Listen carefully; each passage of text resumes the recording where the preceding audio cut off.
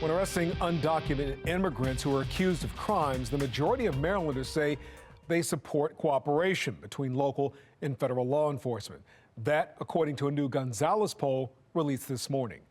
Fox 45's Rebecca Pryor joins us live to break down the results and the new calls for change coming from some lawmakers. Rebecca.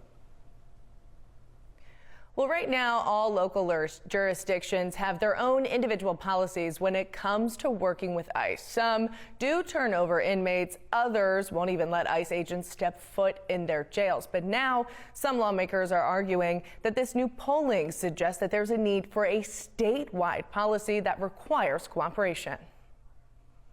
Please welcome President-elect Donald J. Trump. Front and center throughout Trump's campaign, a pledge to carry out mass deportations, starting with non-citizens convicted of crimes. And we have to get them out of our country. Incoming immigration policies many local leaders want to keep out of Maryland. Anne Arundel County Executive Stuart Pittman. I believe that it's very important to welcome immigrants. Baltimore City Mayor Brandon Scott. Not going to be just targeting people because they're immigrants. And Frederick Mayor Michael O'Connor. We refuse to aid and abet outside agencies attempting to detain, deport, or remove any residents from our community. Barring local law enforcement from working with federal ICE agents. And Governor Wes Moore, while not mentioning immigration specifically, will spend $190,000 in tax dollars hiring a consultant to prepare for changes under a Trump administration. That Marylanders are worried about what this election is going to mean for themselves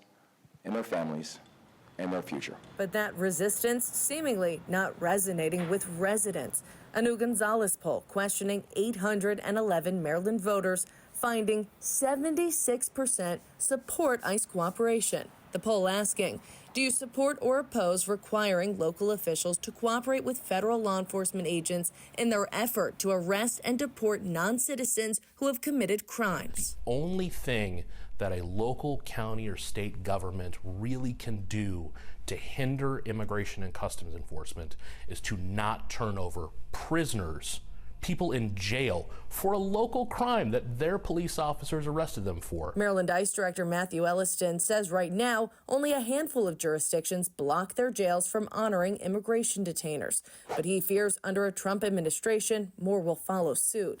Elliston arguing sanctuary policies don't prevent ICE from making arrests. They simply require more manpower, tax dollars, and increase the risk to police and public safety. Last September, a group of Republican lawmakers sending this letter to Governor Moore, calling for an executive order requiring all jurisdictions to honor ICE detainers. He didn't even have the courtesy of responding to that letter. That's how not serious he takes this issue, and it's time for him to take this issue very seriously. Pointing to the new polling, Delegate Ryan Naraki says it's clear the public wants change. This session, he's co-sponsoring a series of bills that would implement statewide immigration policies. But how that legislation will poll in Annapolis remains unclear. This is not a partisan issue. This is a bipartisan issue. The American public wants action. Marylanders want action on this issue. Now today, I sent the governor's office this new polling and asked if he would support a mandate requiring all jurisdictions in Maryland to honor ICE detainers. But as of news time tonight, I have not heard back. Reporting live in Baltimore, Rebecca Pryor, Fox 45 News. I'm Mary Bubala. Thank you for watching. Here's another video for you to watch. Also take some time to subscribe to our YouTube channel.